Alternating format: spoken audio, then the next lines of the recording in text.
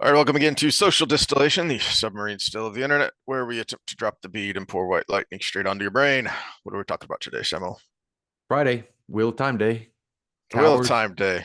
Towers of Midnight. You said you wanted to get through 43. We've got Hopefully, we've got a or we've got a battle in the tower yeah, and some other stuff. we'll see how far we get. I wore my favorite T-shirt. Looks like the Heineken logo, but it says "Trophy Husband." Not on purpose, because I have to make an appearance at Shenanigans later tonight with wife's work people, and it's going to be bar hopping, so I need to make sure that I didn't have to beat the girls off with the stick. They knew that I was taken. Yeah. Anyway, Anyways, I don't have to worry about that with my wife's company because everybody's gay. I gotta beat the that's a guys off joke. with a stick. Yeah, I don't have that problem. Still not sure why that is. If you're a homo, comment below. Why did the gay guys only ever? I mean, I'm standing right next to him, and the gay guy They is love hitting on me. They Sam, love me. Yeah, completely we ignoring told me. the story before. I've always talked about it, and then you were there Very hurtful. one time, Yep. and he just walked up and he just started trying to chat me up, and it was like, wow, I hope this is not a hookup spot we picked to fish in because Um. Okay. Uh. So we start off with Gawain and Egwene, and um. yeah, and I got a comment on Godwin right on the first page too. So Oh, really? Go ahead. yeah, his little 569, I think is the page. Hold on. Uh, his little epiphany in his head of, oh, there's a deep honor in keeping someone great alive. And it was like, yeah, that's why you should have been the crown prince the whole freaking time. Because that's your job. That's your place. You were taught this from a very early age, and now you're just now Mhm. realizing it. And not only did you just now realize it, you realize it in a way that's not doing your job again. That's that was my first comment. Yeah, I have a bit of a problem with Gawain, with the idea that, well, nobody made any good choices. Well, yes and no, but in the moment it would have been hard to, because you wouldn't have had the time to evaluate what's going on here and what's the right side. And so to some degree you can excuse the side you chose in the moment, but then what's really going on here that I don't think ever gets fully, never really gets addressed in the book, is that he knows he chose the wrong side, and he's mad at himself, and he's mad that ultimately it's touched on, briefly, but I don't think it's unwound enough that really ultimately what he's so bitter about is that his life, he's thinking in this that Rand is living the life that he would have seen for himself. Except no, because You never were you going to be king. were raised, exactly, you were raised in a place where you knew you were always going to be second fiddle. And you also knew that ultimately you had to realize that you might have thought you were choosing the right side because of what Sawan did to your sister and Egwene, but you were around Elida enough to realize you chose the wrong side. These are the baddies. You're the baddies. Okay. And and he never really comes to terms with that part of it, which is, it just kind of dawned on me. I think that's what's so unsatisfying, because as I was rereading these chapters, it it wasn't as bad as I remembered. And I was like, why does Gawain still leave such a sour taste in my mouth? Why does he still seem so irredeemable? And then I kind of just now realized, well, because the way he and Egwene kind of finally end up, it works. It kind of makes sense. It's somewhat understandable and somewhat satisfying. But then you always have this thing over here that's never addressed, which is you chose the wrong side out of spite, and you killed good men who were trying to do the right thing out of spite and jealousy and anger. And you never accounted for that. That was never brought to account. Well, and I think there's another side to it too, is that he plays into the worst traits of Egwene and Mm, basically supports them in that's the also true. process. Because yeah, he ends up hitting it on the head here with an epiphany based on his talks with the Shanshan woman and what was going on, and Hmm. saves the day to some degree, but only in a way that supports her stubbornness and her dumbness. Because realistically, she should have had him standing guard there the whole time Yes. and listening to him when he said Yeah. people are coming out of the shadows. That would have been important, right? Hmm. Even if it was go away Gawain, but Tower Guard, they're people that are slinking inside of the shadows right now, and we don't know what they are. I mean, it didn't have to be a lovey-dovey, everything's great story between them, but why are we enabling her stupidness in the fact that, oh, he just exposed the fact that there's these entities that can blend in with shadows in the tower that the guards can't see and that are somehow somewhat uh immune to your weaves and your wards. So it's like, okay, well, that never got resolved.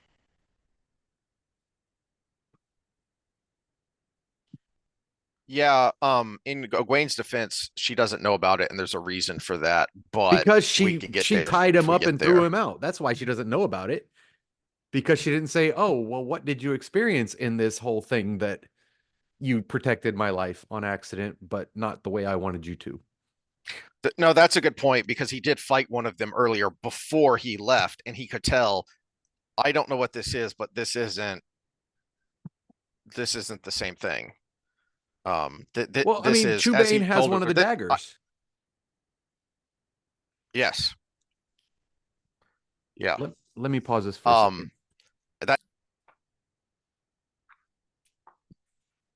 Okay, all right. sorry for the hiccup there. I had to change location because this is the room that the Wi-Fi anchor is in, and we're having internet troubles as usual because that's how AT&T and Xfinity roll. They're both giving me Yeah, problems. yep. Well, where we hiccuped on there, the point you were getting to is actually one of my notes for this chapter because this is the scene we've kind of teased it where this is the chapter where Perrin shows up and blocks balefire with or redirects it with his hand, right? Hmm. And Egwene is uh, wait, no, you can't do that. That's and Perrin is just it's just a weave. It's just another weave. No, it's not. It's balefire. And that is kind of the theme of the chapter, really, which is, going back to what Rand said when he finally had his, moment of epiphany, which is when Min says, "Where have you been?" Existing, because he understands now that, yeah, that's existing. That's just being. Well, when Perrin is in the wolf dream, he's in, the fancy phrase you might have heard some people use, the flow state, Hmm. or runners say the zone. That's that's the whole thing that he has been training for and building to, even though he didn't know it yet, which was the ability to be able to do that in the waking world, is what he's been trying to build to. And even Egwene, who's had much more experience than he has in the world of dreams and has had training from masters who have themselves been trained by masters, in the wise ones who have been doing this way longer than any Aes Sedai. But even her, the ingrained bias and assumption is still there, Hmm. and Perrin doesn't have that. He just Which is is. why the wolf is so important for him because it's Yes. it's it's the right-brained thing that he needed. Hmm. Uh, Whereas the left brain is it's the reason it controls the right hand is because you grasp it, you understand the world already. Whereas the right brain explores the world, and you Hmm. need an interplay between the two because you can't reinvent the wheel every time, or you would always be starting from scratch. But at the same time, you can't just be in your own world. Perception isn't reality. Perception is a version of reality, and you need a good interplay of all the inputs you're getting in versus what you already know so you can quickly react. And that's where Perrin is. He's blending the two. And that's why I love Matt so much because he kind of steers towards the right side where everything is reaction to the actual inputs that are Hmm. coming in. And he basically goes into everything without a plan. Uh, like I told you, I think we talked about this when I was at your house, where I said I go through life feeling my way through. Hmm. And Perrin is finding the balance between knowing what should be, but also knowing what actually is. And that's a hard thing to know. So on page 576, when we get to Perrin's scene, the first sentence, the opening sentence is Perrin let the wolf free, which by itself is great. But then right after that, this little mini paragraph after that is for once he didn't worry about what it would do to him. He let himself be. And as he fought, the world seemed to become right around him. And it kind of dawned on me that that is kind of the theme for these young characters as they become mature, you know, almost fully realized adults. Is this is who they are, is all of them to varying degrees are having to learn how to exist. I mean, even Hmm. Nynaeve, who's older and been through more, but that was kind of her thing too, is she had the block because she wasn't able to exist. She wasn't able to be. And she had to learn that painfully in order to get past that block. And then she very quickly started to become a very great character and a very powerful person because she was kind of the first to reach that point. And I hadn't really thought of it in those terms before until this moment. And I thought, because we just had the Gawain scene and then we switched to Egwene's point of view, and now here we are with Perrin, and Perrin let the wolf free. He's being, he just is. And that's kind of all of them, that they all have to learn that. And that might be why we end up having such a frustration with Elaine at the end, is I don't think she ever has that moment. Well, that's why I'm frustrated with Egwene because she has that moment and then regresses. And no, we have good parts of it here in this chapter, Mm-hmm. but it's always back and forth, which I guess is human nature, but at the same time it's with Rand we get kind of he transcends. Mm-hmm. With Matt, we you get a bad taste in the beginning, but then you realize that that was what made him what everybody needs to be. But you also see the weakness of it because he took the dagger. Mm-hmm.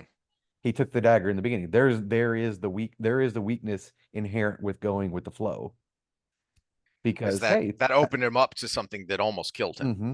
But at the and same had long lasting ramifications. yeah, but we get that early and it's concluded early with him. And then we just get, you know, a lot of coolness and then some bad writing and then how it ends. But uh no, let me save this thought. I had a thought in my head, Okay. but we'll save it for comments because I had a book behind me when I was in the other setup. So if you notice the shift in room in that little hiccup there, I'm trying to get in the good internet here. Uh, and so you see the mess behind me, but I had the moral animal up on the bookcase in the other room, and the producers of The Matrix had all the actors and actresses read The Moral Animal Hmm. going into it. And it's it's a evolutionary biology and kind of Buddhist take on the world. And so there is no spoon. That's Yeah. why I put it up, because it is that detachment from what we expect the world to be versus what is actually coming in. Mm-hmm. And that's a huge point. It's 800 pages to just go over that one topic. Um, and we actually get deeper into that with with Perrin later on in one of his chapters where he's trying to figure out where he's basically in his own head. He's saying what I was saying, which is, all right, how do I do in the real world, the waking world, what I do, how I act in the wolf dream? How can I do that? If so, then how do I do that? Um, but before we get there, backing up just a second, to Godwin's credit, and why rereading this, I was like, it's not quite as bad as I thought. It's just much like the slog drains and detracts from the end of Perrin's storyline because of all the work we had to go there. And Galwin's obnoxiousness in the last, several books times we've seen him detracts from here when we finally get him being not a douche. Well, yeah, yeah, and that's the problem with Godwin is, and I think my frustration, and I know we have some Godwin comments in the comments, but Mhm, uh, when he's right, he's absolutely right. But he keeps going back to the dumbness in mm, between those times. mhm, So his actions here in these couple chapters are absolutely 100% he did the right thing and he mhm. won the day. And there are a couple lines that jump out at me that of where he's not just he didn't just listen to Gareth Bryan. He finally understands what Gareth Bryan was trying to teach him as far as just being. And there's a line on 574 where he thinks because that was what a warder did. And I heard Drinker's voice in my head when he's talking about um uh comparing and contrasting Star Trek Into Darkness, the Jar Jar Abrams version, ripping off Wrath of Khan, which is a legitimately phenomenal movie, not just a good Star Trek movie, but a great movie. Mm-hmm. And he's talking about the death scene of Spock and contrasting it with the rip-off version of Into Darkness. And both actors, Nimoy and Shatner, both play it so subdued, and you can tell that Shatner is playing someone who's trying to hold his emotions in because that's what grown ass men do. It's just you're a man, you're an admiral, you're in charge. This is who and what you are. And Galwin here has finally stopped being a petulant, spoiled brat. And he thinks when he actually goes into Egwene's room and he sees, oh crap, I'm in trouble. But he has this thought of something is different now because he's worried. Aren't I just doing what I did before? Well, yeah, you're doing the same actions, but it's different now. And he's thinking something was different. And I think a little bit later, the line that jumped out at me that said, "Oh, that's what's different," is he's not trying to be the hero. He's just trying to do what's right. And Mm. yeah, that is what he ends up doing is something really damn heroic. But he's not trying to be the hero. He has this thought of he only had to defend until help came. Just a little bit earlier, Godwin was jumping in with sword barred to save the day. That's not what he's thinking now. And it's not just because he's, outnumbered and outmatched. It's all that matters is keeping Egwene safe. And all I have to do is defend until help comes. So he's no longer, he's doing the same thing, but the motivation actually matters. Well, yeah, and this is where I wonder if a little difference in who was placed where, because I understand why Jordan wanted Gallad to be the one to confront Perrin, Mm-hmm. because it it was full circle on Perrin's uh basically transgressions the first time Mm-hmm. he let the wolf take him. And this plays into why he's comfortable being the wolf now, because he realized I was justified in my actions. And Mm-hmm. Gallad needed to be the judge of that, even though Morgase was the judge. But Gallad on the other side of that needed to be there.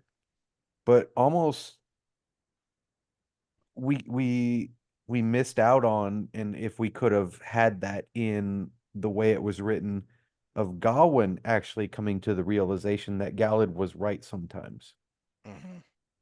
because you basically described the way he plays through things in his head. of trying to do what's right all the time.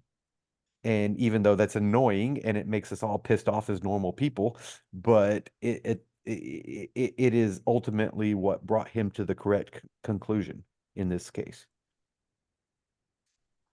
Um, And my la it would have been good from a story standpoint because he's his brother. He's his brother that he resented because he was always the one turning him in for the Yeah. transgressions he made as a kid. Um, the last note I have on this chapter on page 580, this amused me greatly, was when uh Perrin pops in to where Egwene is, and Egwene is trying to bind him with air, and then imagine ropes around him, and Perrin's just sitting there and says, Egwene, you shouldn't be here. This place is dangerous. All right, are we going to need to pull up the lack of info slash sharing meme about, I mean, for crying out loud. Um, I can get that real quick, even without a mouse. Hold on. yeah. And then I had this thought that kind of comes for full circle later when Perrin finally decides, all right, I'm going to lead these people, is uh he realizes that the men who are following him, the men and women who are following him, actually look on him with more respect now that they know the story, the full, or as much of the full story as he let out about how he can talk to wolves, and that's why his eyes are golden. And before, he thinks how before it was all just speculation, and now that they know the truth, he's kind of surprised that that actually made their bond between leader and follower stronger, because there's no longer speculation. They know Mhm. that their leader is someone special. And the knowing creates that stronger bond. And I hadn't really, I wasn't thinking about that scene when I had this thought of, look at Perrin and Fail now, how with all that they've been through and how close they've grown and how well they know each other, that um they know and they act even when they don't share the information. So Perrin being able to realize, yeah, okay, she's up to something. She's got some scheme to get me out of there if things go sideways. Fine. I'm not going to step on that because it's not worth the fight. And she's kind of right. Just let's make sure we do it a way that works for me too. Right. When he has that talk with, you know, Grady or whatever it is when he's talking to him, or Will, whoever it is. So, conflict in the wheel of time. Yep. Dark One and all his minions, Shanshan, Children of Light, for communication. Mm-hmm. Yep, that's That pretty much is the graph of all of the conflict. That about sums it up. for Those all of real life. Yeah. those are mathematically accurate sections of the pie chart. um, you know, and there's kind of this down a little bit further. Um, Perrin has this thought of when they go their separate ways, is it seems she'd managed to become Aes Sedai. Yeah, you could say that. I mean, geez, how little do you dingleberries share information that the guy you grew up with doesn't know that you're the Emerald seat, for Yeah, crying out but I loud. mean, we have to go back in time and they're in like a Yeah. medieval kind of situation. They Mm-hmm. don't have social media. It's not like you can get on Facebook and like be like, Gwen's at Maryland. Okay, cool. Awesome. The You wise go ones would know, you. Yeah. and they didn't bother to share that information. Uh The wise ones that are with him would know. yeah, but I mean, unless he asked, I don't see why they would Exactly. know to tell him. Yeah. I know. I know. But yeah. So Although that would be pertinent information for the Aes Sedai that are with him. true. That oh, the towers reunited, The times Honora reunited, and and Egwene is the Egwene Emerald seat. Albauer, yeah, Mhm. is yeah. Okay, plot holes Um, aside. well, they're not plot holes per se, but it is kind of funny, but also kind of dumb how little sharing of information there is, how guarded everybody Well, is. you know what? I'm gonna give a spade call a spade a spade. This is on Rand. Rand is the unifying force between his people. Hmm. Uh, and I think one of the memes that was on the cover was Rand sending Matt and Perrin on 20-minute missions and them doing all this other stuff later. It was like the Tom and Jerry meme where he's smoking the cigar. And it's like, yeah, but you also kind of had a little control there because you could travel and you could talk to them in their dreams. You can do all of these things to maybe inform the people that you're dependent on of what's going on. So actually the hub there is Rand, and part of his epiphany wasn't that. And it probably should have been. Probably should have been. Yeah. Um, I was in reading these. I looked some stuff up because I was looking for some things, and um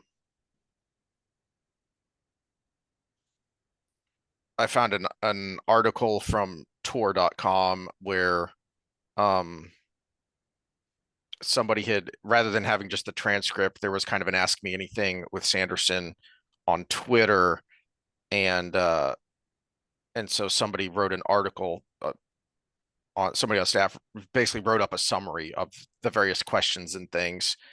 And one of the things that Sanderson had said, one of the things that came out of that was Sanderson had said something to the effect of he had enough information and stuff from the notes, things to do in the end, that he thought he could have written three more books, but it needed to come to an end, and they needed to, focus and winnow it down and get the story done with. Um, and I can definitely see that. And in fact, actually, we kind of went. I accidentally skipped over my first note, which is just Carlinya's dead. This person we have known since book 5, who was one of the leaders in Saladar, and I forget the brown that's with her. It's just Nynaeve pops in and is these two Aes Sedai that we have known for 6, 7 Carlinia, books now. yeah, Yeah, and one of the are others. just dead. And that was another thing that he said in this, is that uh, Jordan actually had this in his notes, that he wanted some of these deaths at the end to be sudden, to be, you know, we're coming up here on chapter 38 of something that my note is this the most impactful death scene? And maybe it's just the place I'm in right now, but it's a drawn out Mm. dramatic death scene. But a lot of these characters, a lot of these, and not always smaller characters, I don't want to name names because we're not there yet, and I know we've got at least one person who's reading for the first time, but there are a lot of names that are minor characters, in that they're not like the main 6, but not minor in stature, not minor in importance. It's just boom, they're gone. And that was actually something in Jordan's notes that he specifically wanted, because again, this is a combat veteran, and he wanted that suddenness, that shock. Yeah, and which it makes me wonder about George R. R. Martin because I think he just took that and took it to 11 because he knew that's what made Jordan very successful. Mm-hmm. And I don't know whose writings came out first on what time, but it was like, I wonder if you just did that because you saw the success of the other person doing that. Mm-hmm. Because it's kind of like the first place you see that. You don't see that a lot in fantasy writing because the hero's always hero. Mm-hmm. And if you have if you have a death early, it's something dramatic like Ingtar in book 2. Yeah, that's a good example. Yeah, and so when you have a main character go down, that's usually how it goes. But in Wheel of Time, you see it quite a bit, even on the bad guy side. Carradine's one of the examples I like to bring up because he was one of my favorite bad guys in the whole series. Because he was a guy he got himself in over he was basically the white cloak version of Varen that didn't play it as well. If you really think about it, because he got Yeah. into it for what he thought were good reasons and then ended up too deep. And then every hit, basically they start killing his whole family. And so he was trying to keep afloat and he didn't succeed. That Hmm. was basically Carradine's character. So I had a little bit of sympathy for him. But then he died, and you're like, oh, well, shit, that sucks. Hmm. But Ingtar is another example where he did things for reasons, and then he wanted to redeem himself. Who else is a good? Varen's a great example. Who else Yeah. is a great example of someone? Melindra. Melindra is a character with Matt's Yeah. storyline. You know that Tylan. Tylan's another one. If you go Matt storyline, Matt is not successful with his lovers, really, making it to the end. Yeah. So I guess if we want to knock Matt for something, it's people dying because they got close to him. But Well, we're building up to something here before we get there. oh wait, I had a note on. You said 580 was your last one. Five seven Uh, 579. What am I? 570? It was. Oh, excuse me. Was it 569? It was Bear. oh, Bear. Buyer. Yeah. Yeah, she's like, your pattern is obvious. This is why you're getting caught. And I was like, yeah, that's I see that all the time. Me being like a pattern Hmm. seeing person, not a planning person. A lot of times plans go wrong because the pattern is obvious. I like that. That's a good point because that's setting up what I'm building to, which is at the beginning of the next chapter, chapter 38 is where she confronts Masana, and she actually learns from Buyer, and you know, credit where it's due to Egwene is not only does she take that lesson to heart, but then she executes a pretty darn good plan. It just so happens that Masana was a step ahead because Masana had planted this bait with Keterin, whichever black it was that she put the disguise on. Keterin, So yeah, Keterin, and so that she could get the jump on Egwene. She of course being a baddie is perfectly willing to sacrifice one of her own to protect herself and to accomplish her goal. Um, so I liked that setup there to build up to, aha, gotcha. Wait, no, I don't, because we set up right before that. We set up with Masala with Keterin. Hold on, I'm going to put a weave on you, and oh, sure enough, yeah, she's disguised her Keterin as herself so that she can get away with this. But then, um, she's got the Adam on. She places the Adam on Egwene because she needs her captured because she's still trying to execute her plan of she needs to put a rift in the White Tower. The White Tower needs to be weakened before the last battle, so she can't just kill Egwene. Um, and Egwene is already strong, and she just saw Perrin do something she thought was impossible because it's just a weave, you know, and and and so she's got all this in her mind, and now she's got the thing she fears the most around her neck again. And where is it? It's on page 591, where you've got all these thoughts going in her head, and she keeps telling herself this isn't real, this is just a dream, this is just the world of dreams, it's not real. And there's this line, but this is different. The larger part of her was terrified.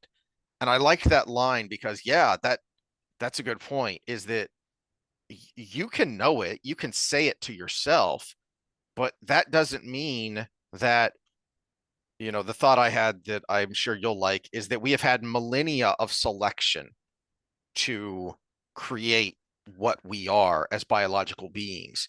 And that fight or flight is strong. And Egwene or the individual has had a whole lifetime of conditioning on top of that. So you've got all the biology that has had millennia of selection to create this structure, and then you put on top of that a whole lifetime of someone's conditioning, both conditioning themselves, being conditioned hmm by their outside world, and that means that Egwene can say all she wants, this isn't real, but it's going to take a tremendous amount of will and effort to impose that will on your body, to will yourself to calm, to will yourself to, I'm not going to make the mistake that Mokidian made. Mm-hmm. And then I Well, love this. which is again why I had moral animal up, because I Mhm, wonder if Jordan and then subsequently Sanderson had read that, because that is one of the main points of separating yourself.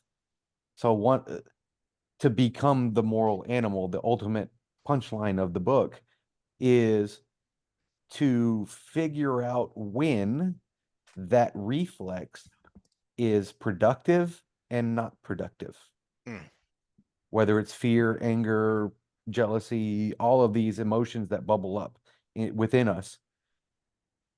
When we get hijacked and when we do bad things are usually when we are subject to that in a non-productive way, because modern society, you know, all the things we have now with civilization. mhm, When some of these things were developed when we were singular, we were, not far off from the orangutan, which is a very solitary being that goes around and says, "Oh, you know what? I'm going to be around other orangutan for long enough to make a baby, and then I'm going to go away again and be my own soul thing."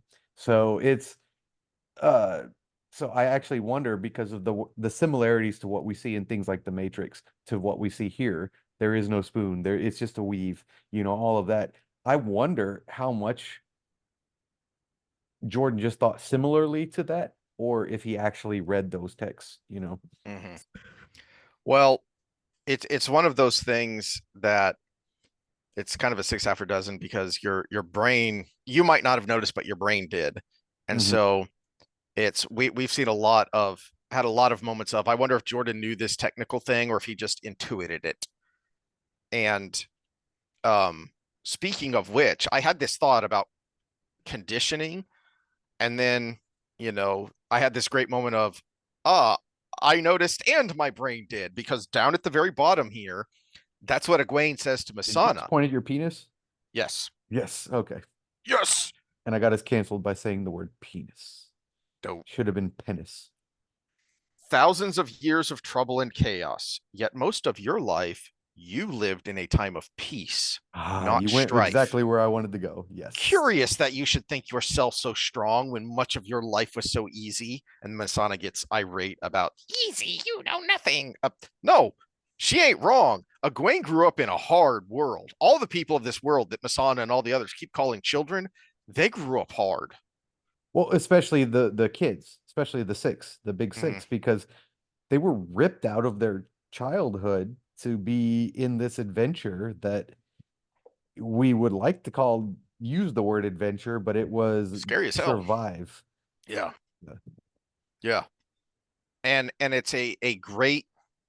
um it's a great explanation of the failures of the many Forsaken that we've already seen fail and fall so far. And it's Well, let uh me let me let me use an evolutionary biology example for this. The reason why we kind of have a 4-year turnaround on relationships is because at 4-ish, you were self-sufficient as a human being thousands of years ago. You remember when you were 4 years old? barely Barely. barely Yeah, images. because we grow up so sheltered up to 4 years old. We're basically dependent till we're 18, 19. Well, nowadays till you're almost 30, and you're living in your Yeah. mom's basement. But at 4, you could forage and hunt and steal eggs and all of those things, 3, 4,000 years ago as a human being. Hmm. It, yeah, you weren't likely to survive, but it was like tadpoles in a pond. Most of them are eaten, but some become frogs.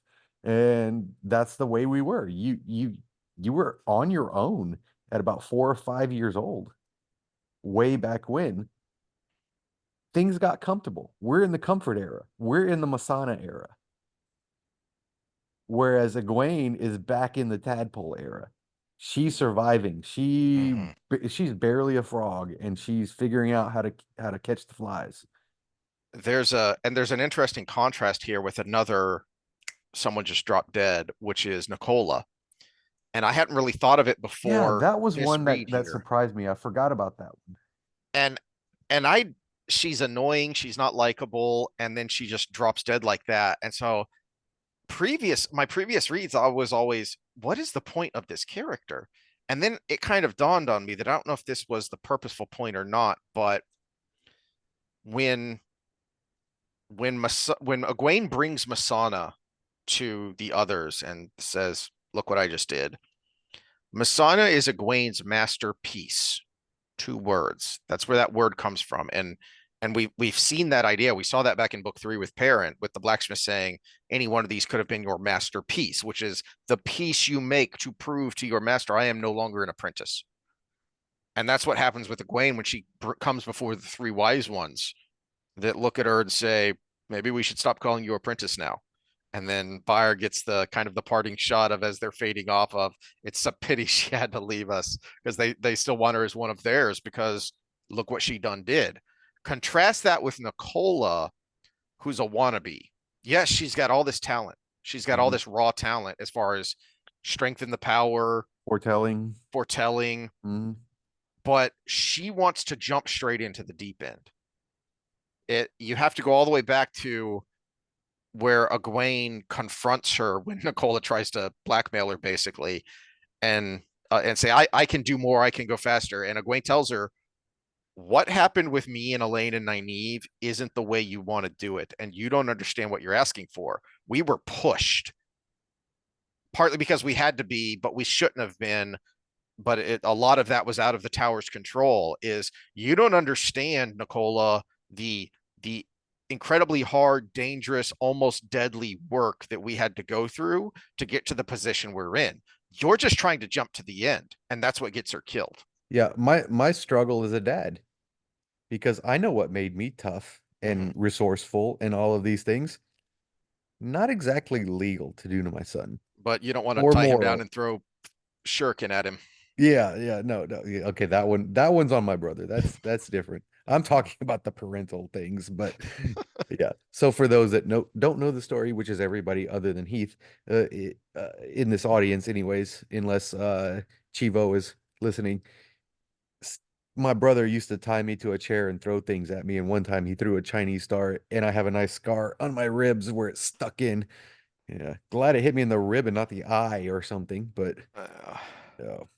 all right. Well, Big brothers are great for toughness, but how do you do that for your child without abusing them? That's a mm-hmm, very difficult question because you have to it's just like exercise. You have to ride the edge of too far or else the body doesn't get better or the mind doesn't get better. So cognitive behavioral therapy is another example of that. You're riding the edge of painful to try to push them in a certain direction.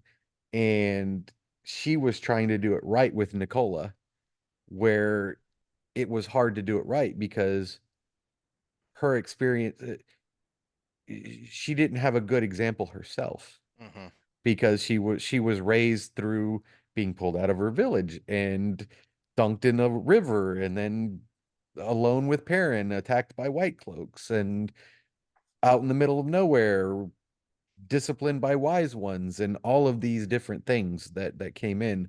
Uh, so that yeah, that's the difficulty because comfort is not good for development. But at the Mm-hmm. same time, as a parent or as a mentor or whatever you want to call yourself, how do I have the right amount of uncomfortable without being abusive? Yeah, you don't want to cross that line from discomfort to abuse to trauma.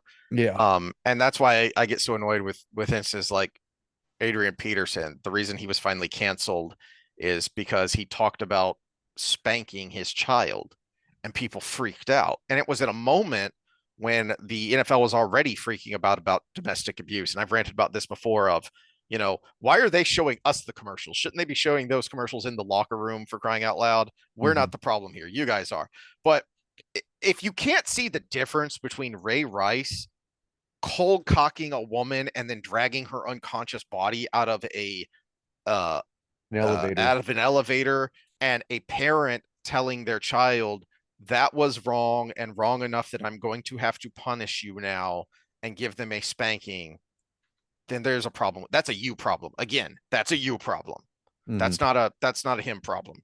Well, I always tell people the the best experience I had with my evil stepfather was the time he spanked me for bringing home F's for being a rebellious child in school because I deserved it. And he Mm-hmm. did the right thing in that Mm-hmm. moment.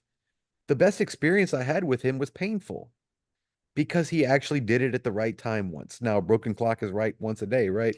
Or twice a day. So there is that. But it was like, oh, he was actually a parent for a moment instead of just spiteful and abusive. So it's yeah. Yeah. Ah, no more procrastinating. So now we get to the possibly the most impactful death scene. And I was already not in a good place because found out yesterday that our dog died and he's been with my son Yeah, in I didn't think he college. was And that old. so How old was he? he was at least 10 years old. We got him from a cell search, so we're not entirely sure, but he was at least 10 years old. It's probably 10 or 11. He wasn't that He old, was but walking a little stiff when I saw him last, but he's starting to walk stiff, so he's starting to get arthritis, and something wasn't right. So my dad had taken him in to the vet, and they'd looked him over. They got him some medicine, but whatever it was, it wasn't caught quick enough, or the medicine wasn't strong enough because my daughter-in-law found him outside laying down and not getting up. So pour one out for the homies. You were a good dog, Cap. I he met was you. a Yeah. he was a good doggy who'd had a rough, speaking of rough childhoods, he still would bark at and growl at, especially definitely at strange men, but even he'd finally gotten used to my dad because he's been up there for several months. My brother-in-law and one of my nephews, who's now about as big as my brother-in-law, he'd bark at him too whenever he came in. So we had to put him outside or put him in a room when there's a big crew coming over. Um, so I was For those already in a that want to mood. know what he looked like, he kind of looked like the if anybody's ever watched The Labyrinth, the dog that rides the dog. He had a terrier face, but his Yeah, coloring was all Rottweiler. So imagine the yeah, yeah. coloring of a Rottweiler on like a medium-sized terrier. Definitely wire hair terrier. Yeah, Mhm. yeah. But he had that Yeah. mustache look and everything. So yeah, he reminded me of the dog from Labyrinth. Yeah, I had thought of that, but definitely. But this is when we get to Hopper, the ultimate good boy, going out Yeah, like a and you say champ. that while freaking Hamilton is staring right at me with his deceptively cute eyes, and then you Mhm. go to pet him and he bites you. Well, is he holding another murdered rabbit? He got that one good. Uh, It um, wasn't murdered, it was hunted. There's a difference. yes, there's a difference. Hey, I didn't take Um, it away from him. I just locked him outside so he wouldn't put it in my wife's bed. yeah, I love his final words here. Uh, The rabbits? no, Hopper, The go, rabbit young probably went bull, Hopper sent. squee. His voice was so weak. Flee, I can't leave you, and yet I must leave you. Oof. Oh, what a gut punch. And doubly so because again, the ultimate good boy, Hopper, but then also the mentor, you know, Hmm. the mentor father figure that Perrin really needed. And I've said before, the hardest thing when our first dog died several years back, the hardest thing was being there. My daughter didn't want to go, but son did. So me, my wife, my son took her to the vet to be put down because she couldn't stand up anymore. And them crying and me not being knowing how much they hurt and not being able to do anything about it. And now doubly so because it's long distance. I'm having to text back and forth with my son, and um and so hurting because he's hurting, but then add on top of that, now I have a granddaughter who's who's just old enough, 2.5, to kind of know something's going on, but not really know what's going on.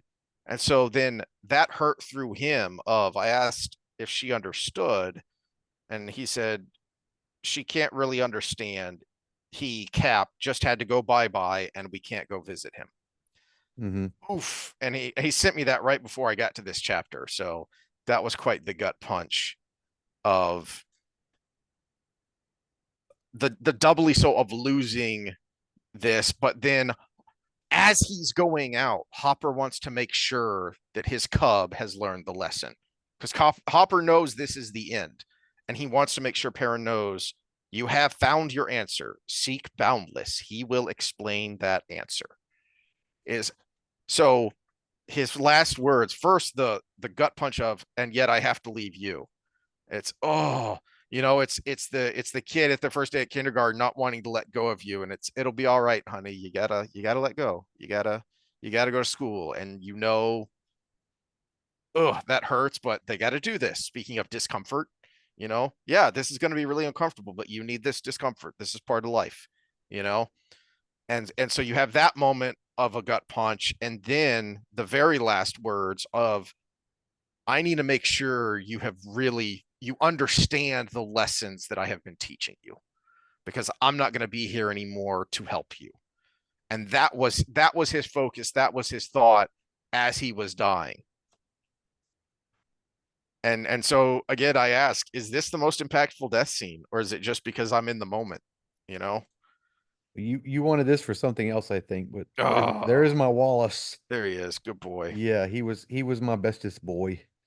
Uh, Especially since he was around for this guy, and he was the best. He was the best little doggo. We found him on the side of the road, and we pretty much we think he was a bait dog because he was basically torn up like he had been eaten by Mhm. other dogs, and he had a bullet in his side when we found him. But he was a good boy. Uh, but yeah, this is another thing that I think Jordan was really pulling on. And I don't know, do we know if he had pets? I don't know. Because the human dog connection is huge. Hmm. And he goes into in the earlier books the kind of animosity between the wolves and the dogs that were with the traveling Yeah. people. But at the same time, there's just something there that and it's really even from an evolutionary standpoint that it's still a little unclear. We know there was a symbiotic relationship, but at the same time, how it actually developed is, I mean, because it could have been bears. I mean, but it Hmm. wasn't. It was dogs. Cats. I mean, we have cats because they're very useful at getting rid of the rats that are going to crop up wherever there are people and food. Or why And wasn't and it other primates? and Why wasn't yeah. it monkeys or chimpanzees, right? Other things that branched off thousands of Mhm. years ago. Why wasn't it them? Why didn't we get along with them the same? But we got along with dogs. And cats continue to remain aloof to this day. Hmm. My wife's cat only, gives me attention when she wants something from me. My food bowl is empty. Refill the water. Change my litter. All right, I'm done with you now. Go away. Go away, human. I But think the I only saw doggo that always cat wants like pets. twice the whole weekend I Yep. was there. Yep. Yeah. And once it was because we were sitting out on the back porch and she came up to look out the back door to see what was going on, and then she Hmm. ran off. And the doggo always wants to be part of the pack and wants to make sure that you're part of the pack, you Hmm. know. And there's something about that yeah creates that bond. And uh I also think that maybe that's another reason that especially early on Perrin was such a fan favorite because of the three boys, all right, you have the power to channel or you have Matt's luck. I want to be able to talk to doggos. Yep, yep, yep.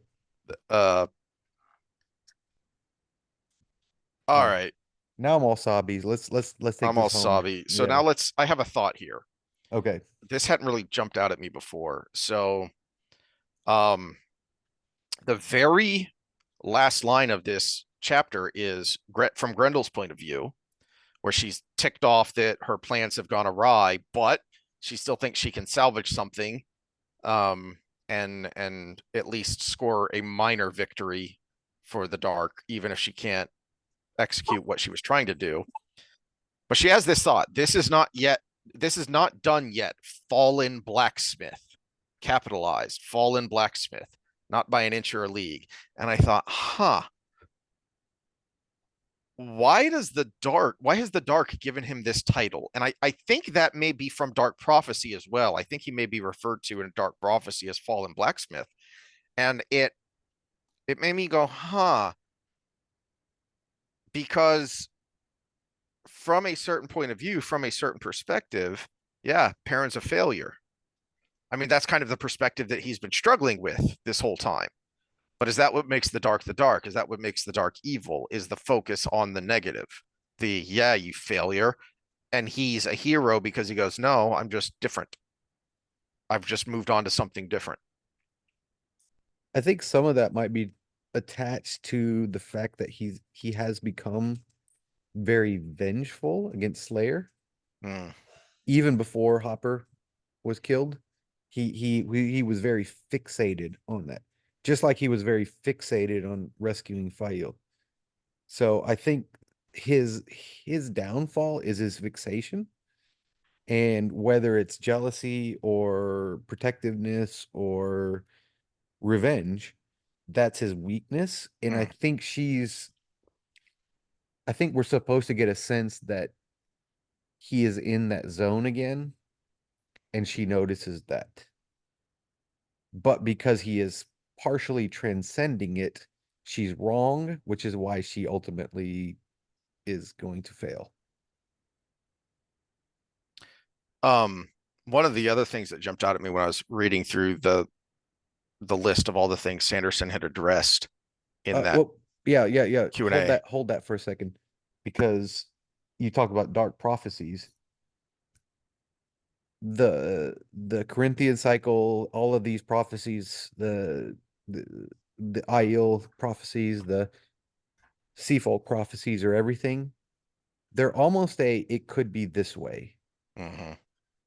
And I wonder if the dark prophecies are if we do this thing that makes him the fallen blacksmith, we will win. Mm. So the fact that he is overcoming these things is what makes the dark prophecies not happen. Even though everything goes in like a it doesn't repeat, it rhymes, right? So it still looks mostly the same, but the end result is different because he overcame the things that they're trying to tempt him into, which are these what we would call uh vices of Mm-hmm. jealousy and of anger, being overcome by his animal instinct, all of these things. And I wonder if the dark prophecies are the if they succumb to it, this is what will happen. Whereas the good prophecies are if they do the right thing, this is what will happen. And men just keep getting stuck in the middle, seeing it all.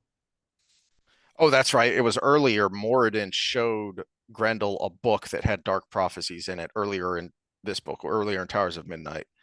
And one of the lines was, in that day when the one-eyed fool travels the halls of morning and the first among vermin lifts his hand to bring freedom to him who will destroy, the last days of the fallen blacksmith's pride shall come. Yea, and the broken Read wolf, that the again. one. Read that again.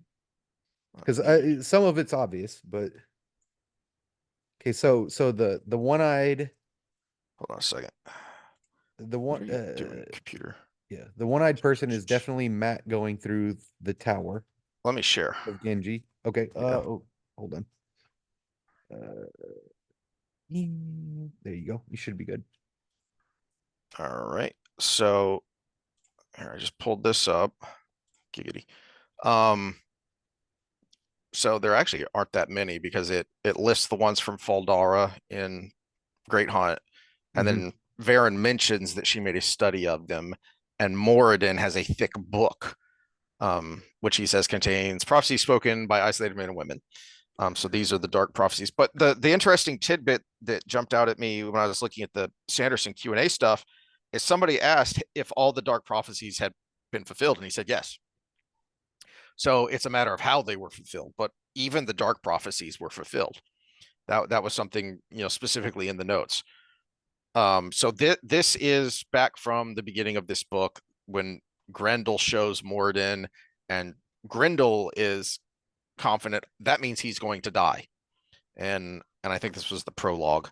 And Morden the philosopher, Morden the nihilist is, and maybe in different ways you can interpret these things. We'll see. We'll see what happens. But uh, the broken wolf, the one whom death has known, shall fall and be consumed by the midnight towers. Um, that one is interesting to me because that seems to be referencing Hopper's death. Um, but why is it the midnight towers? Is it because it was in a nightmare within the tower? Hmm.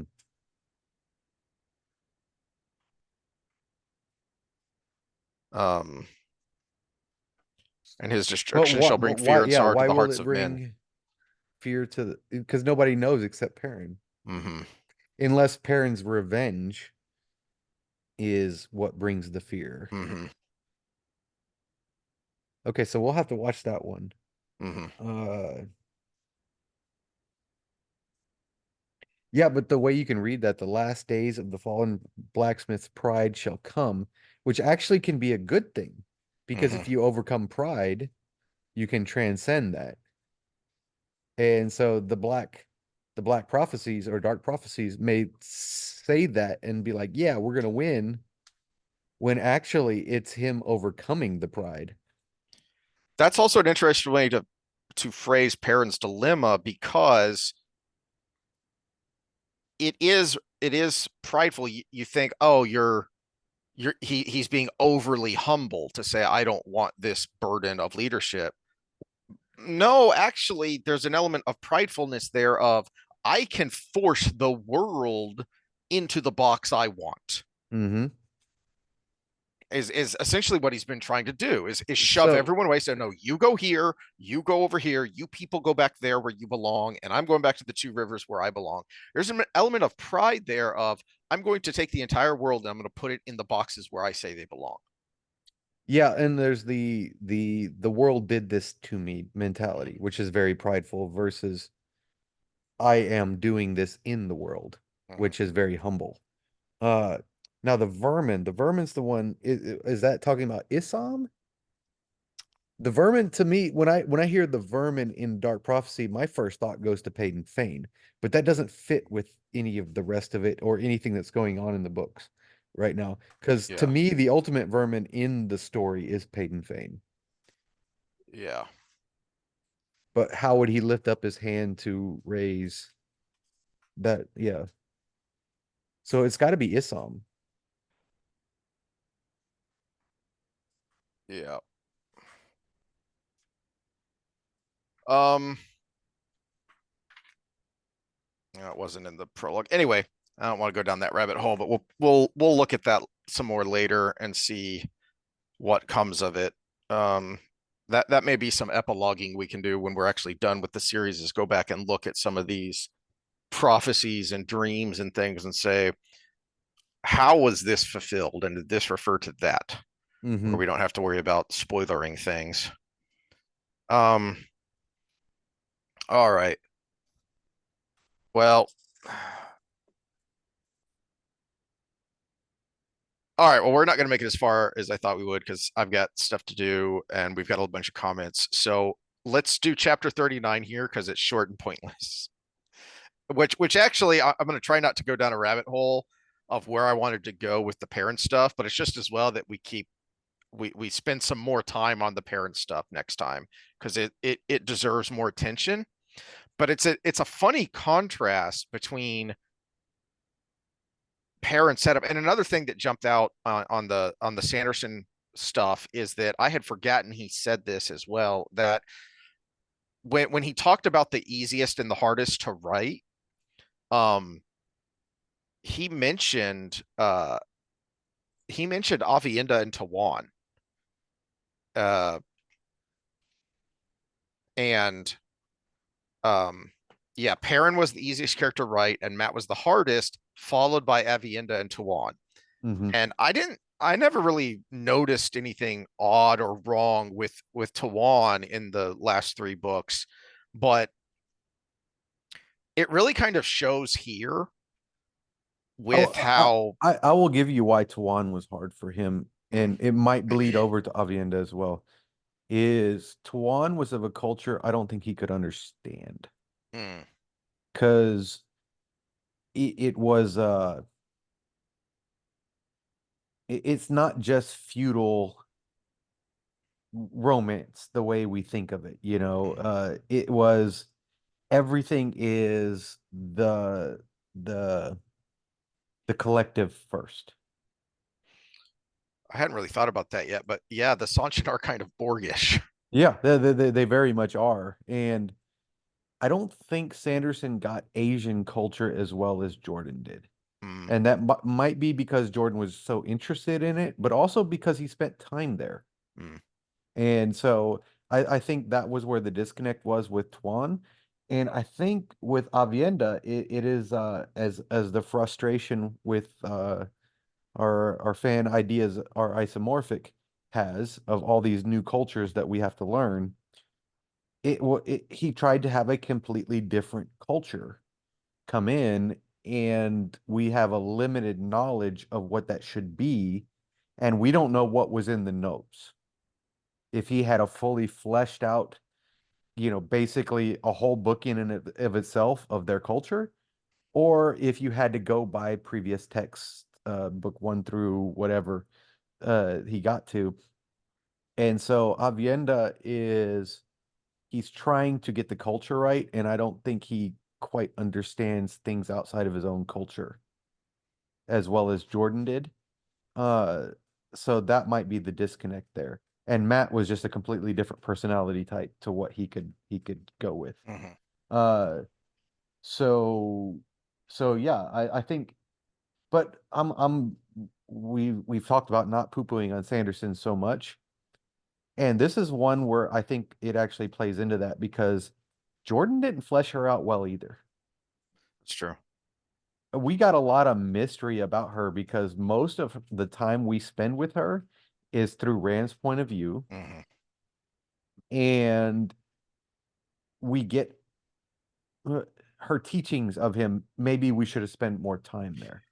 And That's a good point. I think some of those scenes in Fires of Heaven that are from Egwene's point of view, and Shadow Rising as well, when they're training together as apprentices, some of those could have been and should have been, in hindsight, Avienda's point of view, so we yeah, could get a little bit more of or who at she least is. deeper in conversation. Hmm. So she is the least fleshed out lover of Rand's that we have Yeah, by yeah. far. But she's also, I mean, everybody knows I'm a big Min fan, but she's so much more appealing than Elaine is Hmm. when at least as far as my taste is concerned. But I think he was looking for a tripod where you had like just a genuine homegirl, Hmm. you had the ruler and the warrior. The problem is there's so little depth to the warrior. That's why it's so boring to play a tank in games sometimes when you play like DDO or Final Fantasy or whatever. Tanks kind of get boring because it's just like take damage, hit hard. That's kind of the depth of their character. And I think Avienda might be a victim of that to some degrees. And I don't think this chapter helps because in talking out loud and thinking out loud here, it occurs to me that one of the reasons this chapter is kind of a muh is because even though there are some somewhat interesting things said here, for anyone who's rereading, if you need a reminder, this is when Nakomi shows up. This Aiel out of the blue, who calls herself Nakomi, and they have a chat, and it helps Avienda think out loud, and because she's having these thoughts, but that it seems like it just kind of dawned on me that the reason it's kind of meh is because in a lot of ways it's basically like a big exposition dump. There's not very much subtlety in this chapter at all. There's really no subtlety in this chapter. But I'm quickly trying to scan through the beginning of this chapter real quick Yeah. So because I'm actually wondering if Nakomi is a trip.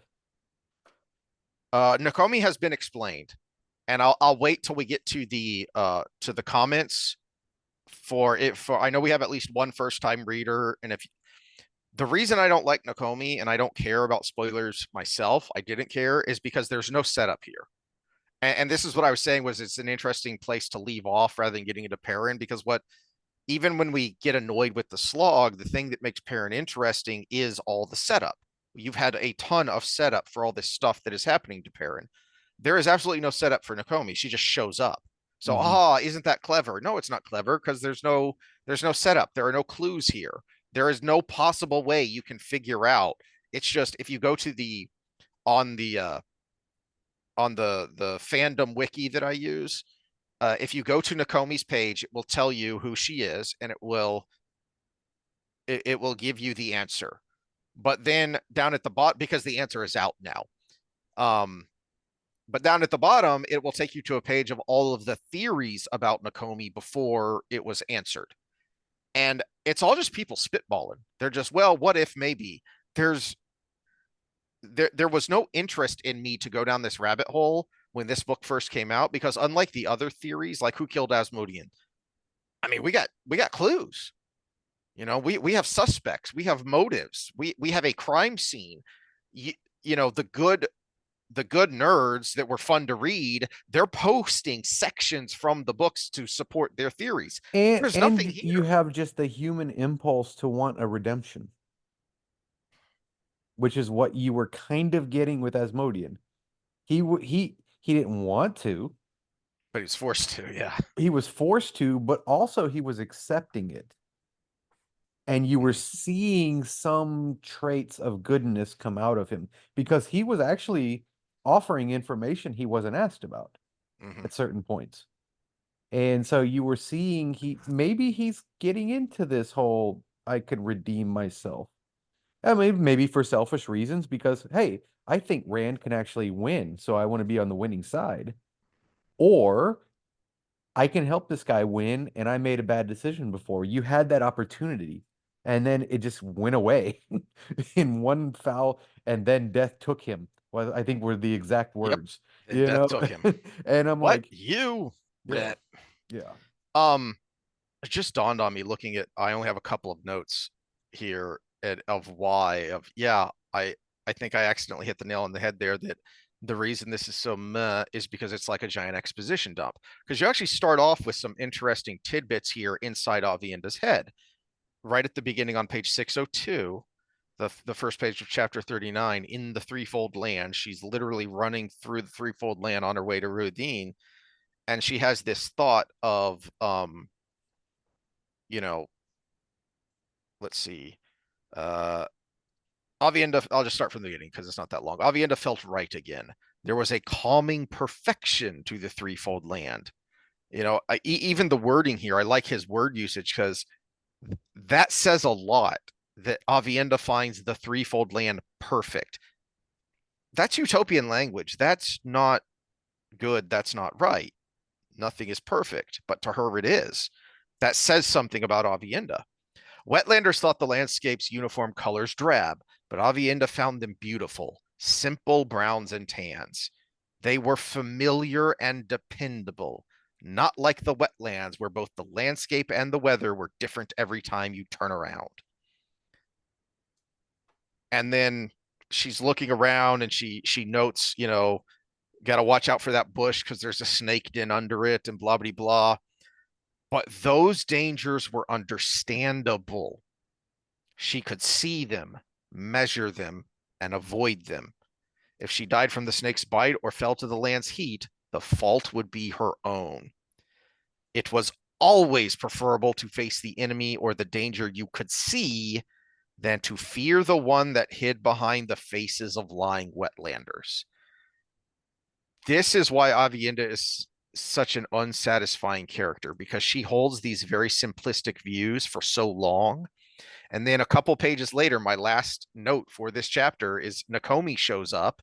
And my note is, who is Nakomi? Who cares? I mean, do you really care? Because rather than working through it, now you get a little This bit of is it what I think later. of. The when you read that passage, I Mhm. just thought of Georgia O'Keeffe Mm, and her desert art. yeah. and Yeah. and and finding the color in what at first glance seems bland. It's just browns and Mhm. tans. Yeah, but there's a lot of hue there if you look. Um, but Avienda was never really forced to figure this out. And Nakomi, this person, just shows up out of the blue, literally out of the night, walks up to her campfire and just gives her the answers. Yes, there is a bit of dialogue, a bit of back and forth there that forces Avienda to go, hmm. But Nakomi basically gives her the answers. Yeah, yeah, when we get into spoilers, I want to talk about this a little bit more because I'm going to give two options for that. Mm-hmm. And I don't know the answer that you know that you said was already out there. So you tell me if I'm right on either of those. Yeah. But let's go ahead and cut it there, get to the comments, and So then who's our I'll who's our first time reader? I can't ever remember our commenter. ideas are isomorphic. Yes. Isomorphic man, go away now, because if you're following along as you read, because we're gonna go to Maybe comments and then already maybe some caught up though. He spoilers. he wanted to take a Yeah, break at yeah. some point. If your Yeah. if your break is over, don't Yeah. worry, little brother. There are more. From one of my favorite movies. Yeah, Uh, yeah. Don't think it gets better. Sometimes it gets worse. yeah. All right. So So go away Scott, if it's a first time. All right. So yes. go ahead with your ideas here. So Scott in his first comment, and I don't remember what we were talking about, but Jordan never intended this as a book. That's why it feels all over the place. What were we talking about in the beginning? Uh, that's a good question. Yeah, you may have to specify that one in the comments on this one because the whole thing, he never intended it as a book. Because, I mean, we got 14 books out of it. Uh, okay, so the next one I understand because I had mentioned people talk about we're a tropical species. Hmm. And he said, I've read theories that believe we are an aquatic species. Okay, so this one, there is actually some biology behind because if you look at the pattern of our hair growth, it is in the direction that we swim better. Hmm. Uh, but if you look at our relatives, our primate relatives, it's in the same pattern and they actually rely a lot on swimming as well. So uh, aquatic, tropical, it kind of it might depend on how far back you want to go. You know, 10,000 years versus 40,000. I mean, I think we separated from orangutans like 15,000 years ago, but we separated from gibbons like 10,000 years ago. So, Million, how I think you mean, not thousand. no our ape relatives are a lot early because remember. Oh no, yeah, you're right. Because Homo sapiens is 100,000 years. Yeah, so yeah, Yeah. you're right. Yeah, million. Sorry. Uh, but Homo erectus versus Yeah. Neanderthal versus all of I was those. just looking that up, and its earliest known occurrence is about 2 million years ago for Homo erectus. Hmm. But we're not direct descendants of Homo erectus. They're a different branch. That was one of man, I wish I could remember what I was watching a while back about that went through the different branches. That's something you don't get when you just get the Cliff's Notes version from your biology 101 is Yeah, the different we branches don't that dead descend end. from apes. We Hmm. have common descendants as apes. We're a different branch from something else Hmm. completely. So it's but yeah, if you look at things like hair patterns and stuff, they use this for evidence that we actually might have relied on swimming to a great degree. But it's crazy because another example of this is whales.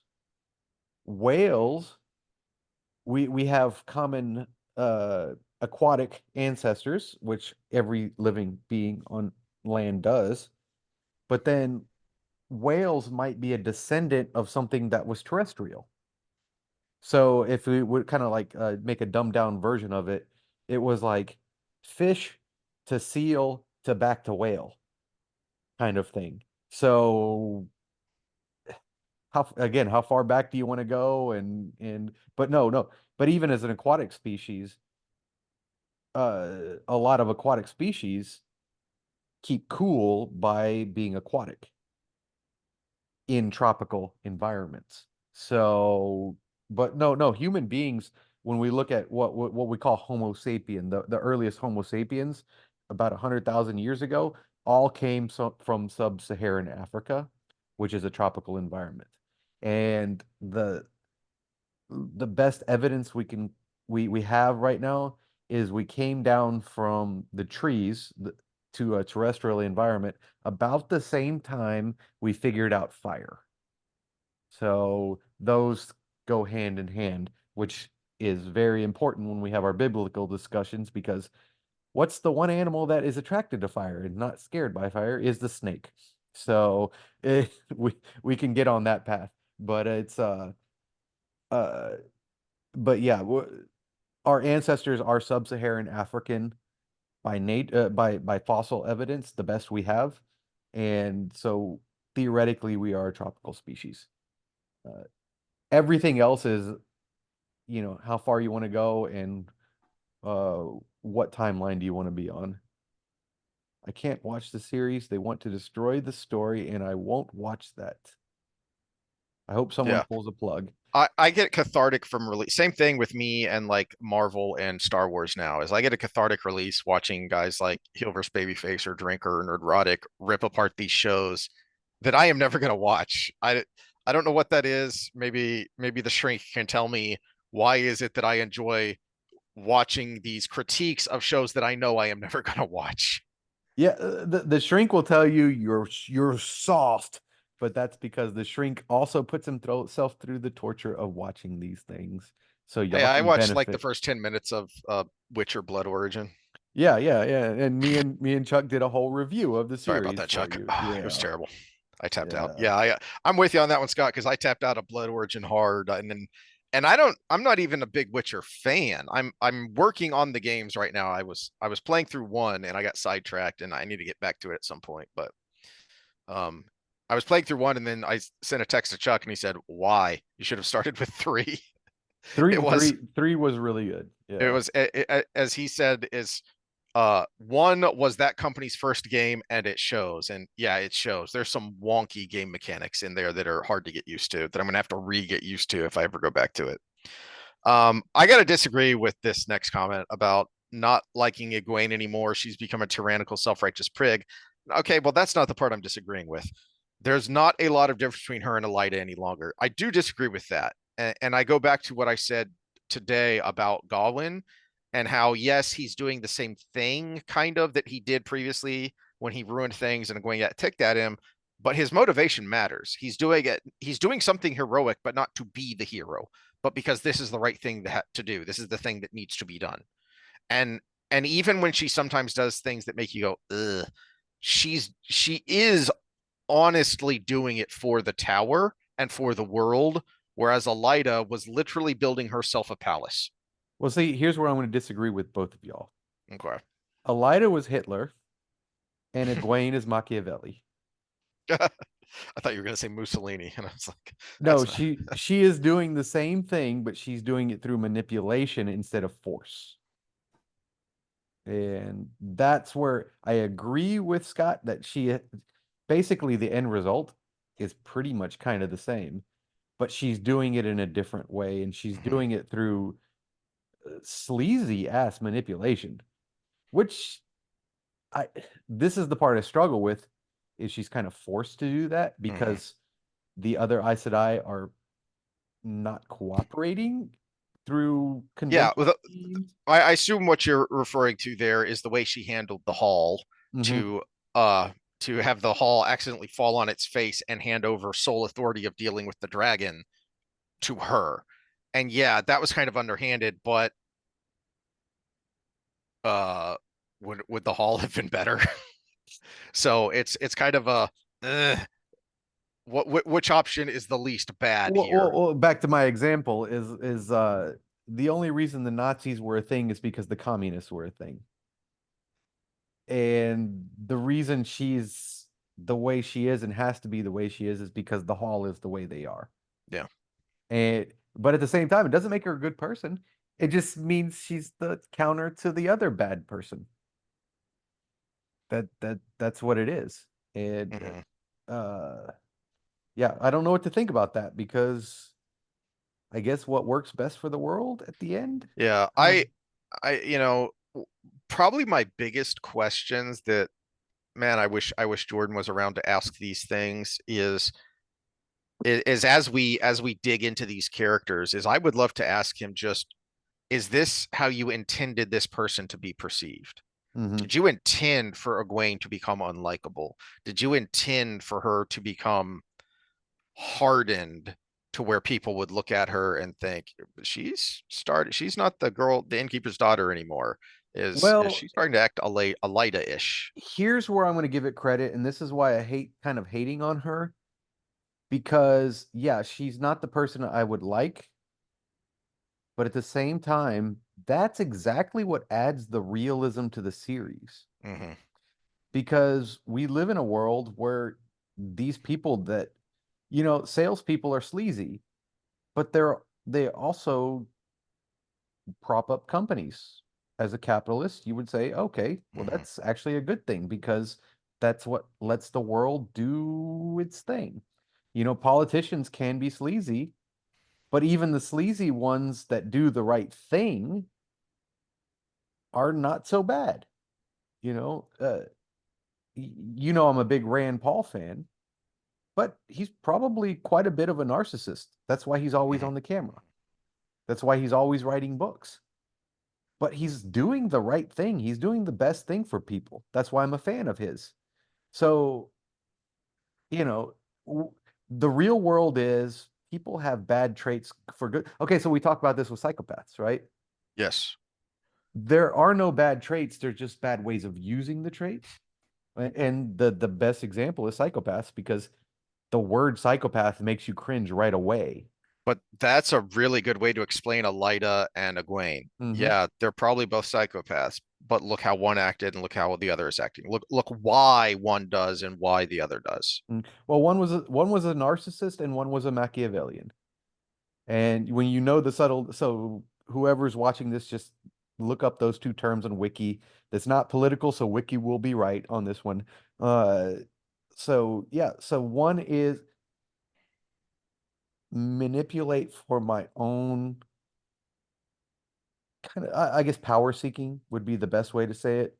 And the other is I need this validation from everybody, so I'm going to force it. And that's the only difference between the two. Only what is best for me might be best for everybody else, and that's where Egwene is. Hmm. If she can figure that out, which I think she struggles with that in the later books, because she does get caught between the tower and me versus the world. And that's where Rand makes I actually think maybe this is on purpose now that we talk it out loud, that maybe Jordan wanted Egwene to be written so bad at this point because now she's contrasting with Rand's new identity. That's true. I was And actually that thinking thought just came in the last 20 seconds in my head. when we first started talking about Egwene, one of the thoughts I had was she actually is becoming hard while Rand learned how to become strong Hmm. because she is hardening. Um, and in a lot of ways for the same reasons that Rand was earlier, to your point about the tower kind of pushing her in that direction. He had all these sleazy people playing the game of houses pushing him in that direction. Hmm. Um, this is a good point that I had forgotten about, but yeah, because we the reader kind of know, and especially on a reread, you kind of forget. But in book 4, there was still a bit of mystery about whether the wolf dream and dream walking were the same thing. Mm. So I can't remember where it Yeah, was. see, I even having started reading the series with book 3 and you see some little hints of the dream world, I always thought they were the same thing. I don't know if it's just a Somewhere different way there's a of thinking. connection made, and I can't remember where it is or who's talking, Mhm. but someone someone makes mention, maybe it's Varen at some point, talking about dreamers who mentioned seeing wolves or wolves acting as guides within the dream. And I don't I remember where that was. Scott, if you remember where that was, I'm going to try I and find it. But I think even just from book one, I always connected what Ishamael was doing to the dream world. hmm. So okay, is this where you wanted to bring in portal stones? You wanted me to remind you. No, we didn't get to that point yet Okay, because okay. So um that's how the Trollocs are being brought in the battle with Perrin and the White Cloaks is through a portal stone. And I had a thought while I was tripping balls about portal yeah, stones. because the Trollocs can't go through Uh-huh. a gateway. Hmm. Yeah, how would that square circle with portal stones? That's a good question. But they can go through Well, the ways. somehow it So works. Yeah. yeah. Um, The Matrix asks us, have you ever had a dream that was so real you couldn't tell? Yeah, actually, no. This is a good meta question. Uh did I talk about malaria drugs last time? Is that where this question came from? What were we talking about? we talk about a lot of stuff on this topic. Yeah. So As uh I'd love to one day go to Africa, and I don't think my wife or my mom would want to go, but maybe a me and dad trip because he would love, as an animal lover and a vet, he would really want to go on safari. Uh, the It's not the wildlife that concerns me. It's actually the pills you have to take because I had a professor of African studies who talked about the malaria drugs that you take can have some really funky side effects. And one of them is one of the more common ones is that it can give you very weird, vivid dreams, which can become a problem because they're so weird and vivid. You have one of those dreams where you wake up and there's that moment of confusion of, am I still dreaming or am I sleep awake now? paralysis, yeah. Well, that can happen on What these do they call malaria it? drugs severely. And Exit transition. I'm trying to yeah, remember what the technical term is, but it's like the last 5 minutes. but that can actually progress. He said that when he first went as a grad student, and there was another grad student with them on this trip that had to leave early because that got so bad that the person started having hallucinations. Hmm. So they had to leave and get off the malaria drugs and couldn't stay there without the malaria drugs because we aren't used to it like the people in Africa are. So, and you do not want malaria. So that is actually the thing that This is because probably because we were talking about Cypher. mhm, Yeah. yeah, and he knows, but he doesn't care that Hmm. he is the real villain because he actually knows the truth, but he doesn't care and he wants to go back. I know this steak isn't real and I don't care. Yeah, but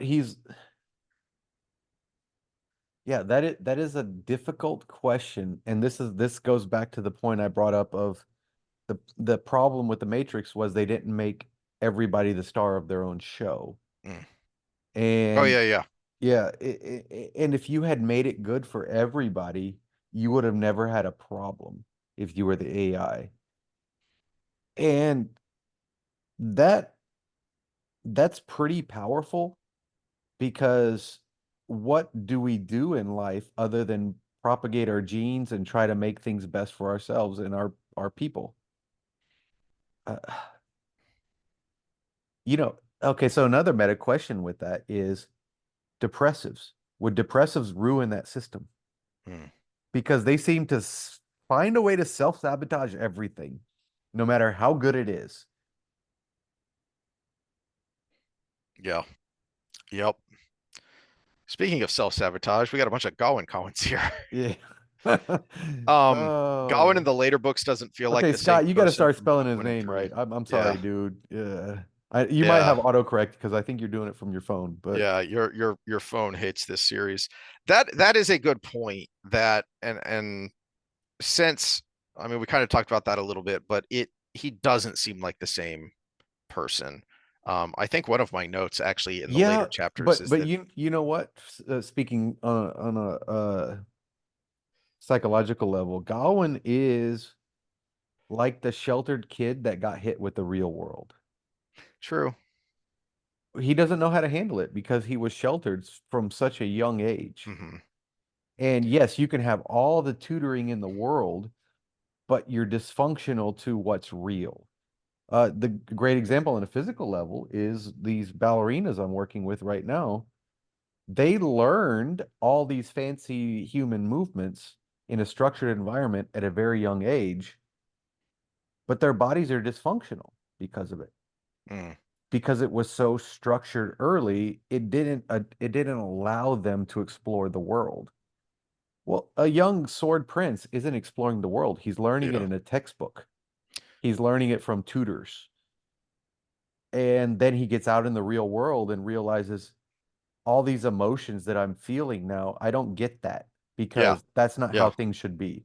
All these 21-year-old characters are smart, but really lacking wisdom. Yes, Scott. And that is actually, I think, a good point about Gawain as a contrast to the other characters, because really what separates them is how quickly some of them don't do, or in the case of Gawain, don't gain wisdom. That is what ultimately separates them, is that Perrin's been on this long, difficult journey to gain wisdom, to gain the understanding that I cannot fit everything into the little box that I think it should go in, and I've got to learn to be, because that's life, that is existing.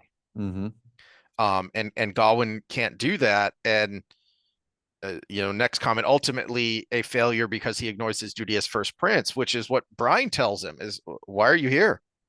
And why are you mad at me? You're the one who's here. I didn't make you stay here. Yeah, And he but never really comes to terms with that. at the same time, I wish we would have had a storyline that had him come to terms with why he should be first Hmm. prince.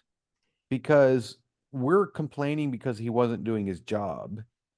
But at the same time, we're looking at all these people that are ripped from what they were supposed to do to True. be something different. And I wish we would have had a storyline that had him explore, okay, I'm the first prince. I'm supposed to do this, but it's not the best thing for the world right now. It's not the best thing for the people Hmm. I love, or maybe it is, and I've got to go through that process, and we never get that.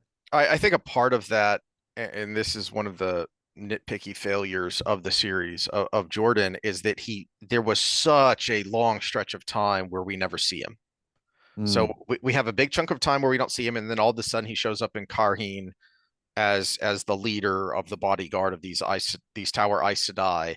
And then after Dumai's Wells, we just get a couple of snippets of him and the younglings. We never get time to see the only times we ever get inside his head is he's being a petulant brat, wishing he could go duel the Dragon Reborn and doom the world by killing mm. him because he's a twit.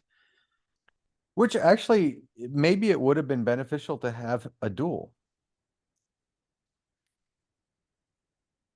where he actually got to confront him. Hmm. We never get that, as far as I know, as far as I can remember, anyways. Memory of Light, I've only read once, so Yeah, yeah. yeah. All right. Yeah, Excalibur's not faithful, but it's a good adaptation. It's a fun movie. You know what? So So much of our theory and story is unfaithful, anyways, because there's so many it's all, versions yeah, of it's it. kind of a Yeah, mess. but there's so many. The best version of it is Monty Python. Just because some watery tart throws you a sword, a scimitar, excuse me, throws you a scimitar, doesn't make you king. Uh, Sad but true. Yeah, it probably is the best one. All right. Okay. So, before we finish up, Wait, what were there your was one thoughts more, on wasn't there? Nakomi? You had How fortunate thoughts are on? we? Oh yeah, yeah. Okay, so yeah, more Gawain stuff. Yeah, Yeah. yeah. Gawain, yes, would have been the worst Dragon Reborn, which is the whole fate theme. Hmm. The right person for the job was the person, and we've talked about this before because we talk about Rand's sanity, and way early on in this process of going through the books, I've listed all the things that should be traumatizing to this young man, and yet he's still holding it together to some degree. He was the right person for the job. Yeah, he's not he didn't need to be steel like he wanted to be, but at the same time, everything that's happened since, well, even before leaving the two rivers. His mom died at a very young age. Not his real mom, but he didn't know that, Mhm. right? So all of these things that are traumatizing to a young man, and yet he was able to function and he was able to at least have the thought of what's right. He was wrong sometimes, but what should be right? And so Rand is the right guy for the job. Gawain wasn't the right guy. Gallad wouldn't have been the right guy. Perrin wouldn't have been the right guy. Matt wouldn't have been the right guy. Rand was the right guy for the job because no one is more resilient than him. He would have a constitution of 20. That's that is him. All right. Okay, so Nakomi. So Yes. here's my two thoughts. And I was kind of trying to skim through real quick to see if I could find a clue of it. So she closes her eyes, and is Nakomi a dream? Or, and I was what this is what I was looking for. Did she eat something that was threefold land, kind of thing? And I'm thinking like a peyote type experience or psilocybin type experience here. Did she Mhm. eat did it say that she ate something that was like a mushroom type experience? But I couldn't find Yep. it in the time I There was skimming. wasn't anything in there, and prepare to be disappointed. Okay, so I Oh, come on. I That's the had only no thing that idea makes about this. sense. I did remember that. So when Sanderson would do these Q&As after A Memory of Light was released, there were three questions. He would always stipulate there are three questions I am not not won't answer. I am not allowed to answer. Like there was a set period of time where no, this needs to be out in the world and let people have fun with it before these questions will be answered. And one of those questions was who is Nakomi, was the first one actually. Who is Nakomi? The second one is how Rand lit his pipe at the end of the series, and the other one is how Rand and Warden swap bodies. So those were the three big questions that people had, and he would always say up front at these Q&As, I am not allowed to answer these. It was stipulated, I think, by Jordan that either by Jordan or by Tor that these questions will not be answered until an amount of time has passed, and that time has passed. So we now know, and that's why I went looking up because I remembered this and I thought, well, so have they answered it? And so I went and I looked, and here we are. So Nakomi is a mysterious woman appearing when Avienda travels to the Waste for her second path into Houdin. Nakomi looks like an Aiel, and Avienda cannot sense the ability to channel in her. History. Nakomi was born to the Jin Aiel after they were believed to be extinct by the other Aiel clans. She was the latest in a line of those destined to provide a vessel of the Creator as part of the purpose, lore, and identity of the clan. So basically, not basically, Nakomi is the counterpart of Shaidar Heron. The Creator has an avatar, much like the Dark One has an avatar. But this is why it's annoying, because nowhere is this hinted at or set up. This Yeah, was decided upon and by you would at Brandon least Sanderson. expect equal Yes, representation. Yeah. yes. So, and this is a bit of a failing on both their parts, because Sanderson could have done some, knowing this was going to come, he could have done something in the previous book to give us a little nugget. Mm-hmm. But same thing with Jordan. After sometime after Shaidar Heron appeared, he could have done something to give us a little nugget of the Creator also has an avatar. Because even though this was decided on by Brandon Sanderson, the idea for Nakomi's true nature has its origins in the notes of Robert Jordan. And this comes from a book that I had not heard about yet called Origins of the Wheel of Time. So this is separate from the encyclopedia that you have. This is kind of a fourth wall break. This book is about the writing of and the things that inspired Jordan. Hmm. So um I've it's got got I've an got alternate scene. I've got Audible credits. I might Yeah. get this. Yeah. So it's got an alternate scene from an early draft of The Eye of the World, and it reveals Nakomi's true nature, and it's got a brand new redrawn map because apparently Jordan wasn't happy with the map as it was, but it never got redone for whatever reason. But it focuses on the writing of. So it's basically a making of. is what this book is. And so I hadn't heard of it. It came Yeah, out in November 2022. so So sorry, Scott. We have to poop on Sanderson here. Apparently, he dropped the ball on Nakomi mm, because what was she a just comes out of the blue. That's why it always annoyed me. yeah, the only thing that would have made sense there from a story standpoint without anything else would have been it was like I said, a psychedelic experience or a dream. And we've got so much from the dream world that you could have transitioned that in very well by making things similar to other people's experiences. But also, we would have understood as fans that, okay, I ate this cactus or something, I ate this plant Mm-hmm. that is supposed to help me be, aware of the world, kind of experience. And you could have wrote that in really quickly without having to do a whole lot. And you could have had it be you know, a magic mushroom kind of experience. Mm-hmm. And it would have been fine. I think everybody would have been okay with that. Mm-hmm. But as you said, it's just out of the blue. There's no setup. There's nothing. You also you could have used that if there was some dream relation to it. There's a lot of World of Dreams stuff that happens in the next book. In fact, Rand's whole last battle is this kind of merging of the real world and the world of Mhm. dreams. Yeah, but And as far as her being the counter to Shidar Heron, even knowing that, there's nothing. What she gives Avienda a little bit of advice. mhm. Now this is the advice is kind of setting up what is going to happen to Avienda when she goes through um Yeah, but Shidar the Heron, Terran Grill. Shidar Heron affects everything. Yeah. He doesn't affect just one person's decisions.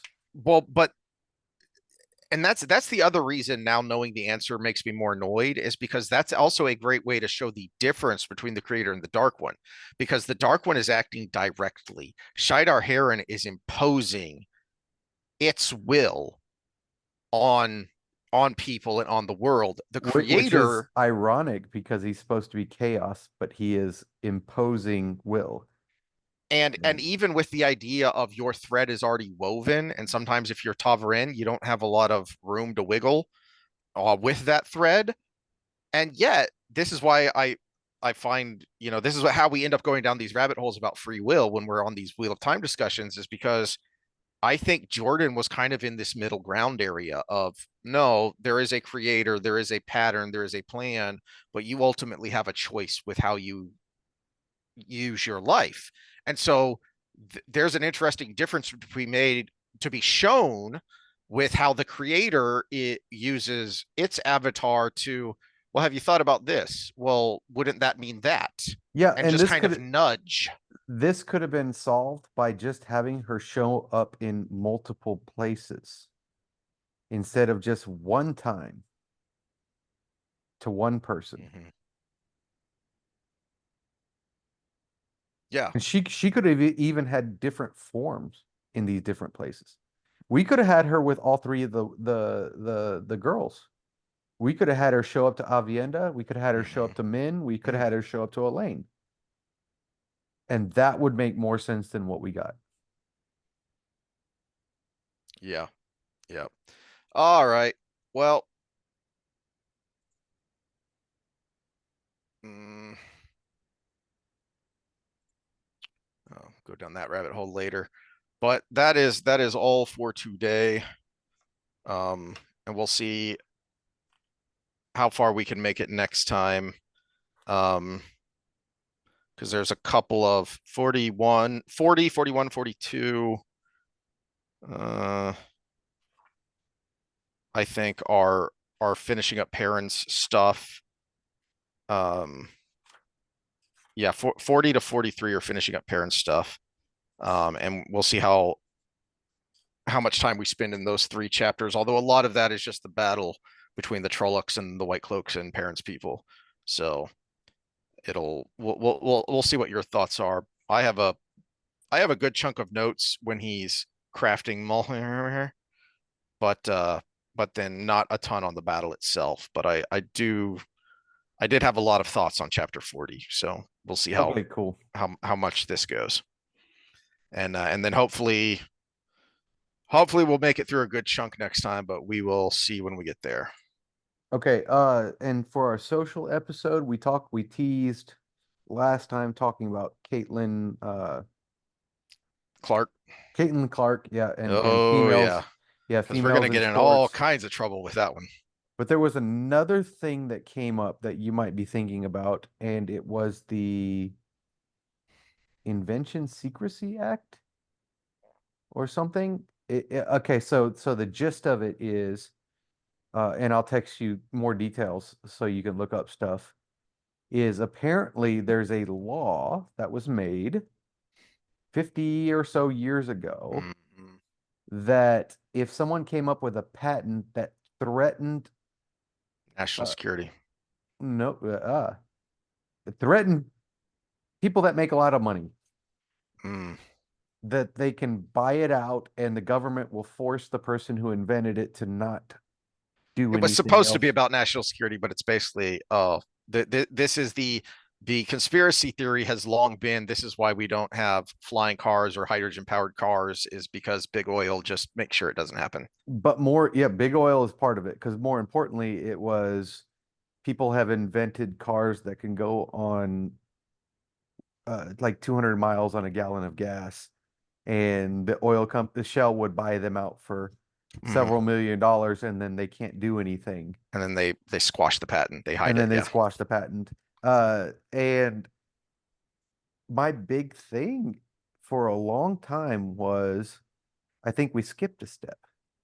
You were going straight from trucks that guzzle gas like mine to EVs, and we skipped the step of hybrid trucks and all of these things. We might not have. Mm-hmm. We might not have at all. They just might have been squashed. But then the bigger question, and this is where the people who are talking about this don't go, is why are EVs still allowed? Why didn't that get squashed? Oh, because they're using the same energy in a different way. So Mm-hmm. we might go down that rabbit hole Yep. and do it in a way people aren't talking about. So I heard something from somebody else, but at the same time I'm like, but what is the piece missing here and why are we doing this other thing? Oh, because the people who benefit from it still benefit. Let me go down my rant of if you are a true believer in environmentalism, then you should be a disciple of Milton Friedman, and I'll explain why that is. Okay, I'm gonna try to get ahead of that because I do like to listen to some Milton Freeman. So I'm gonna see if I can guess what you're talking about there. All right, I'm gonna listen to some more of that. So, then we will see y'all Wednesday. yep. All right, later, guys.